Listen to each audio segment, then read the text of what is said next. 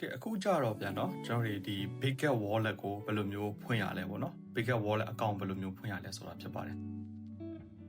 Okay ကျွန်တော်တို့အရင်ဆုံးသွေးရမှာကဒီမှာ Create Wallet နဲ့ Import Wallet ဆိုပြီးရှိတယ်အဲ့မှာဆိုကျွန်တော်တို့ကအခုမှစလုပ်မယ်ဆိုတော့ Create Wallet ကိုနှိပ်တယ်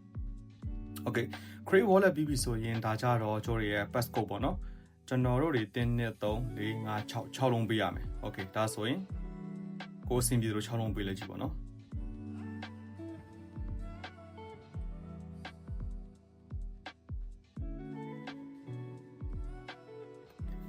Okay ဒါကိုလဲပေါ့နော်ဒါကြောင့် biometric က enable လုပ်ပေးလိုက်ပါ enable လုပ်လိုက်မှပဲကြော်တယ်ဥမာဖုန်းမှာက face scan နဲ့ဆိုရင် face scan ရတယ်ဒါမှမဟုတ်လဲ touch ID နဲ့ဆို touch ID ပေါ့နော်ဟိုက fingerprint ပေါ့နော် fingerprint နဲ့ဆို fingerprint ဖြစ်တယ်ဒါကို enable လုပ်တယ်ဆိုပို့ပြီးမှအဆင်ပြေပါတယ်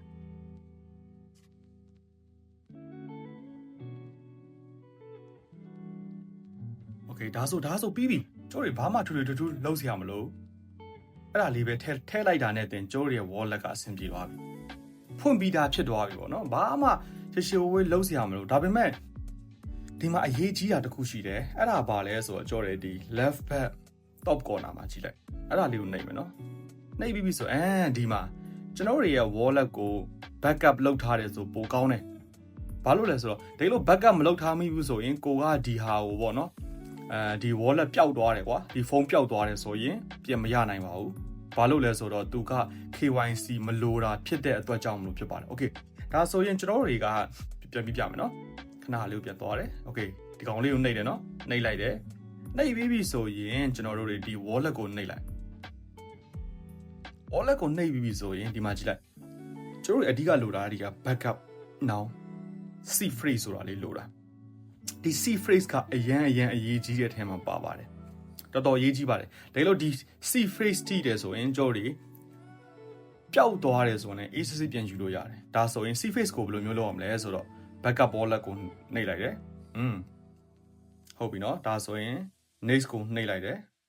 ရတယ် next ကိုပြန်သွားပါရတယ်ပြီးကြမှာပဲကျွန်တော်ပြမယ် Okay ဒါဆို Face ID နဲ့ဖွင့်တယ်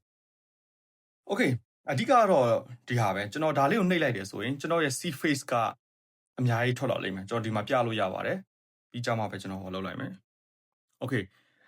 ဒီမှာကြည့်လိုက်ပါတော့ဒါတော့ကျွန်တော်မသုံးတာမလို့ကျွန်တော်ပြလိုက်ပါမယ်1 2 3 4 5ပေါ့တော့ဒါမျိုး12လုံး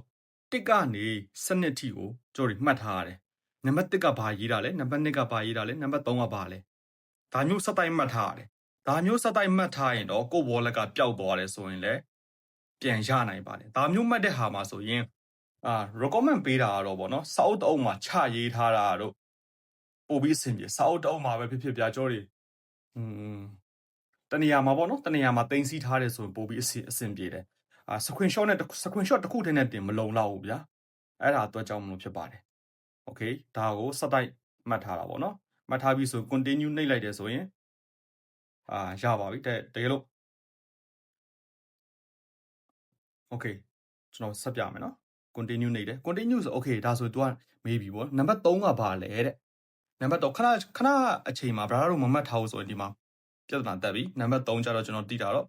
market ပေါ့နော်နံပါတ်4ကဘာလဲဆိုတော့ mass ဖြစ်မယ်နံပါတ်7က